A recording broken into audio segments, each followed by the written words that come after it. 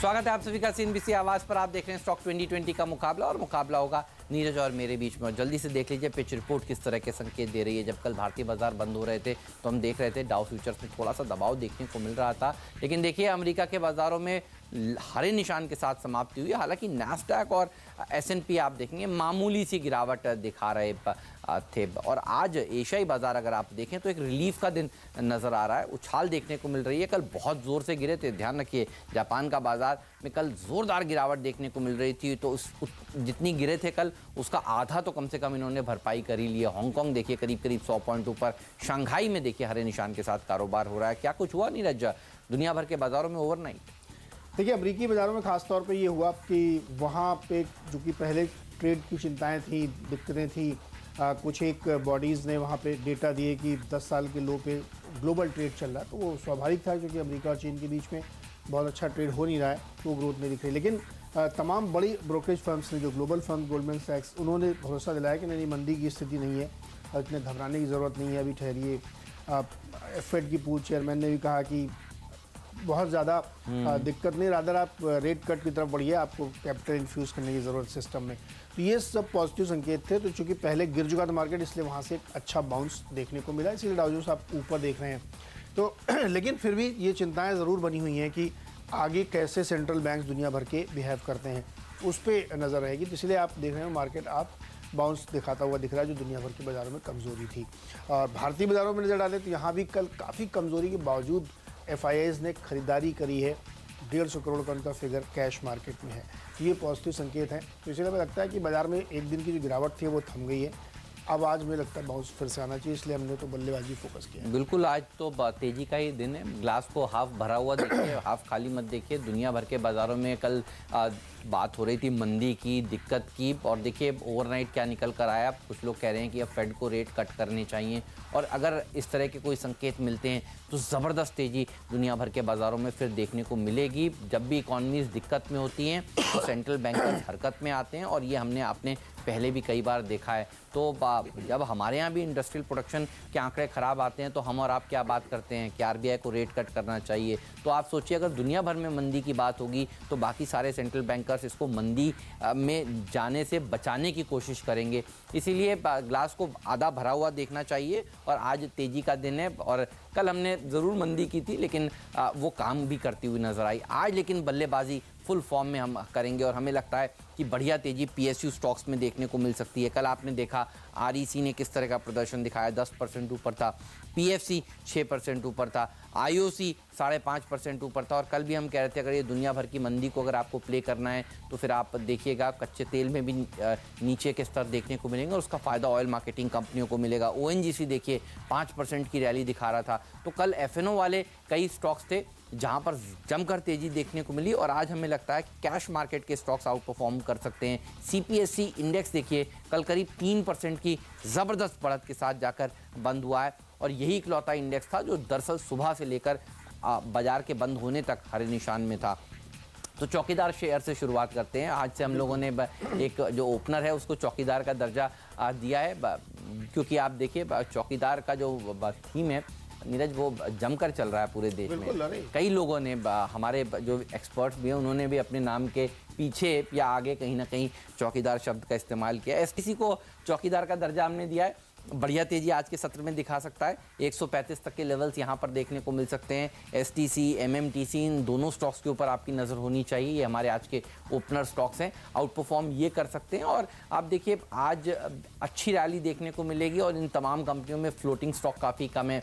तो जब तेज़ी होगी तो अच्छी वाली जमकर तेज़ी इनमें देखने को मिल सकती है। कोई खबर ऐसी नहीं है जो आज आने वाली है या इस हफ्ते आने वाली है, क्योंकि PSU स्टॉक्स के लिए रुझान बढ़िया हो गया है। इसीलिए हमें लगा कि ये स्टॉक्स भी काफ़ी करेक्ट हो चुके हैं अपने हाई से, इनके ऊपर नज़र होनी चाहिए। 52 वीक हाई देखिए STC का 186 रुपीज़ के आसपास है, लो देखिए 90 के आसपास है, तो वहाँ से थोड़ा सा ऊपर ये कारोबार कर रहा है 130 के आसपास। MMTC का भी यही हाल है, 52 वीक हाई देखिए 47 के आसपास है, लो देख लीजिए करीब 23 साढ़े 23 के आसपास था, वहाँ से थोड़ा सा ऊपर कारोबार कर रहा है। तो ये स्टॉक्स आज आउट परफॉर्मेंस दिखा सकते हैं।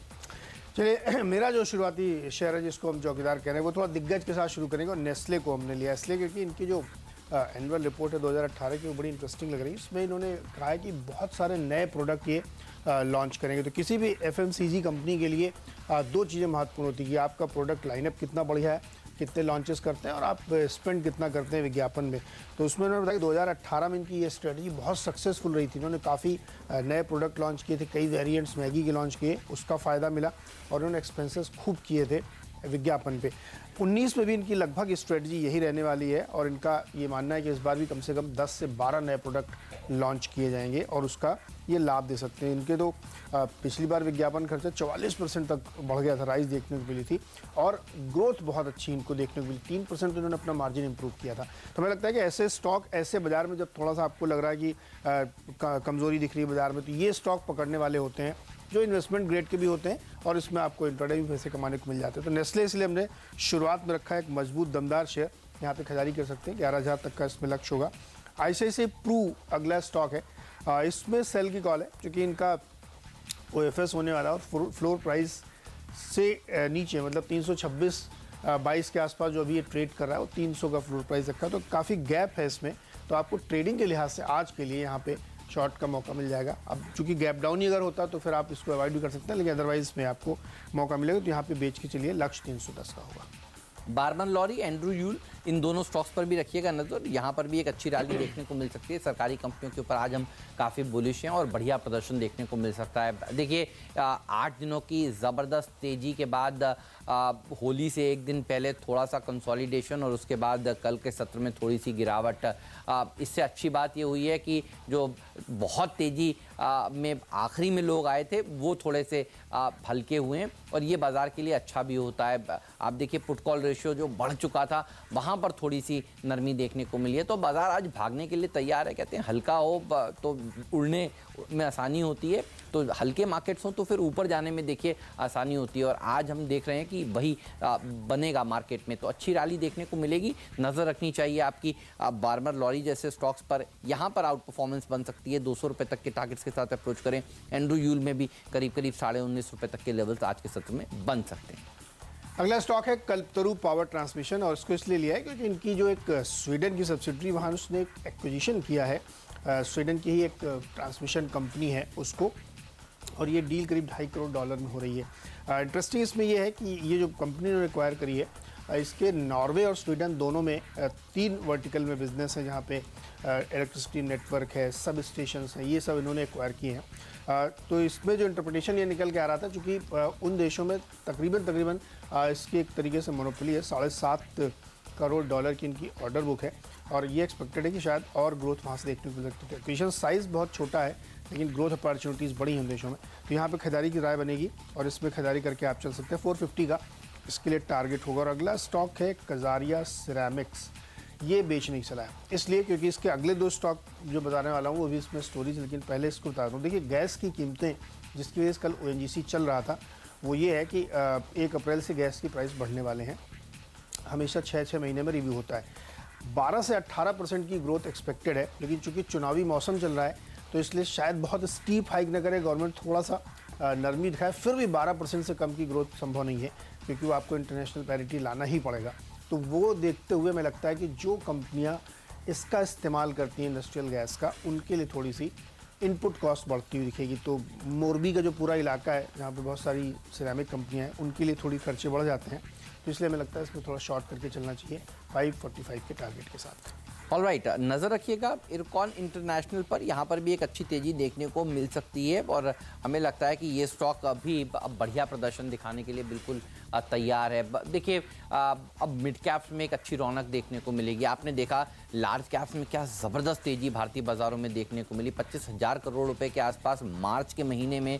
सोचिए FIIs ने फ्लोज दिखाए हैं। कल का आंकड़ा देखकर भी आप देखिए, आपको समझ में आएगा 150 करोड़ रुपए की कम से कम पॉजिटिव टेरिटरी में उन्होंने खरीदारी करी है घरेलू संस्थागत निवेशकों ने कैश मार्केट में, जहां दुनिया भर में रिसेशन की बात हो रही थी। तो कल के दिन भी देखिए खरीदारी होती हुई नजर आई है। हमें लगता है कि FIIs का फ्लो जो फरवरी में थोड़ा शुरू हुआ था, मार्च में बढ़ा, ये और बढ़ेगा अगले फाइनेंशियल ईयर में भी, तो बिल्कुल घबराने की ज़रूरत नहीं है। अच्छी रैली देखने को मिलने वाली है। इरकॉन जैसे स्टॉक्स और बाकी PSUs जो अंडर वैल्यूड है उसके ऊपर आपकी नज़र होनी चाहिए। जो स्टॉक्स बहुत भाग चुके हैं वहाँ हो सकता है छोटी मोटी करेक्शन देखने को मिले, लेकिन जो शेयर अब तक चले नहीं हैं वहाँ पर मौके आपको ज़रूर तलाशने चाहिए। ये शेयर भी जल्द 470 रुपये के जो अपने 52 वीक हाइज हैं उसको छूने की कोशिश करेगा, इसीलिए आज इसको भी हमने टीम में जगह दी। HOEC अगला स्टॉक और ख़रीदारी की सलाह। जैसा हमने आपको बताया कि गैस की कीमतें जो रिवाइज़ होने वाली हैं उसका फ़ायदा इनको मिलेगा। माफ़ कीजिएगा, 12 से 18% की ग्रोथ की बात चल रही है, लेकिन अगर 12% भी होता है तो इनके लिए फ़ायदा है। HOEC इसलिए चुना क्योंकि इसमें जो इसके नेचुरल गेन है ना वो ONGC और OIL और RIL है। लेकिन RIL को बहुत ज़्यादा फ़ायदा इसलिए होता है क्योंकि प्रोडक्शन अभी कम है। इन दोनों को इसलिए क्योंकि HOEC नया प्लेयर है इस सेगमेंट में और इसने जो गैस का प्रोडक्शन कमर्शियली शुरू किया उससे इनको काफ़ी बेनिफिट होगा और इस स्टॉक ने आउट परफॉर्म किया पिछले 2 सालों के अंदर। तो HOEC में नज़र रखिएगा, 129 का टारगेट यहाँ पे होगा। और इसके बाद जब बारी है डिपेंडेबल शेयर की, वो भी वहीं से होगा, लेकिन पहले डिपेंडेबल हेमंत का देखते हैं। मिश्र धातु निगम मिधानी, इसके ऊपर भी रखिएगा नज़र और ये स्टॉक भी बढ़िया प्रदर्शन दिखा सकता है। और आप देखिए इस स्टॉक में भी करीब करीब 177 रुपये के 52 वीक हाइज लगाए थे और उसके बाद थोड़ा सा करेक्ट हुआ है, ये नीचे आया है। हमें लगता है इस तरह के क्वालिटी स्टॉक्स में एक अच्छी रैली देख सकती है आज के सत्र में। PSUs में जो कल रैली देखने को मिली वो दिग्गज कंपनियों में बनी और आज हमें लगता है कैश मार्केट के PSU स्टॉक्स में भी बढ़िया रैली बन सकती है। 145 के टारगेट्स के साथ इसको आज के सत्र में आप अप्रोच कर सकते हैं। ONGC, जैसा हमने आपको बताया कि गैस के बेस पे 3 स्टॉक हमने चुने थे, कजारिया सेल और HOEC बाय और ONGC बाय। ONGC बाय तो गैस का प्ले हमने आपको भी स्टोरी बताई और साथ ही क्रूड की जो स्टेबिलिटी है $66 के आसपास वो इनके लिए बेहतर है क्योंकि जो इनका रियलाइजेशन है वो यहाँ से बढ़ता हुआ दिख रहा है। पिछले क्वार्टर में भी आपने देखा होगा जब काफ़ी ऊपर तेल के दाम गए थे तो उसका इनको फ़ायदा हुआ था क्योंकि इनकी जो कॉस्ट है उससे नीचे है और कई बार इनको इसलिए फ़ायदा होता है क्योंकि कॉस्ट स्टेबल जब हो जाती है तो इनके रियलाइजेशंस बेहतर दिखने को मिलते हैं। तो इसीलिए ONGC लगातार चल भी रहा है और आप देखिए ये समय मतलब 150 से ऊपर ट्रेड कर रहा है। उसकी वजह यही थी कि गैस की कीमतें बढ़ रही हैं और क्रूड 66 के आसपास स्टेबल करता हुआ दिख रहा है। तो ONGC हालांकि कल चल चुका है लेकिन फिर भी अभी और चलने की इसमें गुंजाइश बनती है। 170 के टारगेट के साथ इसमें आप खरीदारी करके चल सकते हैं। ऑलराइट, इस नोट पर एक छोटा सा ब्रेक लेंगे, लेकिन आप कहीं मत जाइए, बने रहिए CNBC आवाज़ के साथ। ब्रेक के उस पार हम आपको बताने वाले हैं आज के फ्री हिट शेयर कौन से हैं, आज के पिंच हिटर स्टॉक कौन से हैं। एक ब्रेक लेते हैं, हाजिर होते हैं।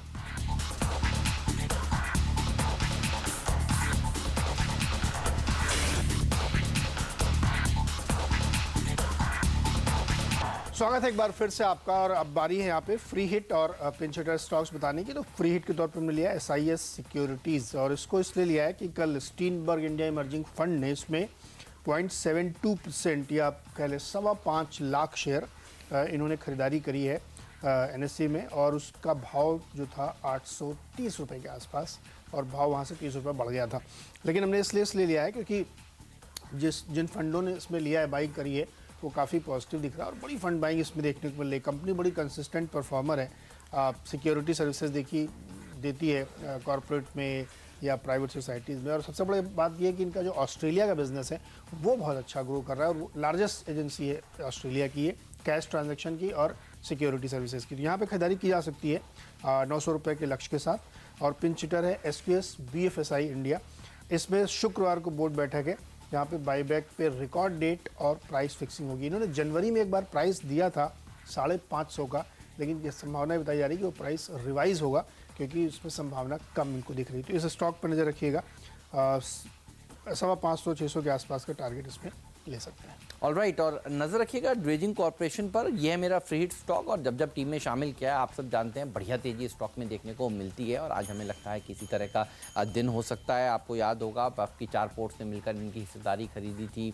जब विनिवेश के ऊपर विरोध हुआ तो उसके बाद सरकार ने एक कंपनी से दूसरी कंपनी में इसको ट्रांसफ़र किया, आप कह सकते हैं। लेकिन हमें लगता है कि ये कारोबार बहुत ही बढ़िया कारोबार है और जिस तरह से सरकार कोशिश में लगी हुई है गंगा की सफाई की और बाकी की ड्रेजिंग की एक्टिविटीज़ के लिए, हमें लगता है कि इस स्टॉक के अब फंडामेंटल्स और सुधरते हुए नज़र आएंगे क्योंकि पोर्ट्स जो हैं वो इसके अब मुखिया हो गए हैं और पोर्ट्स आप सब जानते हैं जो भारत के हैं वो सबसे ज़्यादा मुनाफा कमाने वाले पोर्ट्स हैं। तो इसके ऊपर रखिएगा नज़र। शिपिंग कॉर्पोरेशन ऑफ इंडिया भी आप देखिए रिस्क रिवॉर्ड रेशो बता रहा है कि यहाँ से अब बढ़ने की संभावना ज़्यादा है। 52 वीक क्लोज देखिए 34.50 रुपये के थे और वहीं के आसपास ये स्टॉक कारोबार कर रहा है। 70 रुपये के हाइज भी स्टॉक ने दिखाए थे। तो ऐसे स्टॉक्स चुनिए जो 52 हफ्तों के निचले स्तर पर हैं, जहां पर रिस्क रिवॉर्ड रेशियो फेवरेबल है। तो फिर SCI के ऊपर भी आपकी नज़र ज़रूर होनी चाहिए। यह है मेरा आज का पिंच स्टॉक का। इस नोट पर एक छोटा सा ब्रेक लेंगे, लेकिन आप कहीं मत जाइए।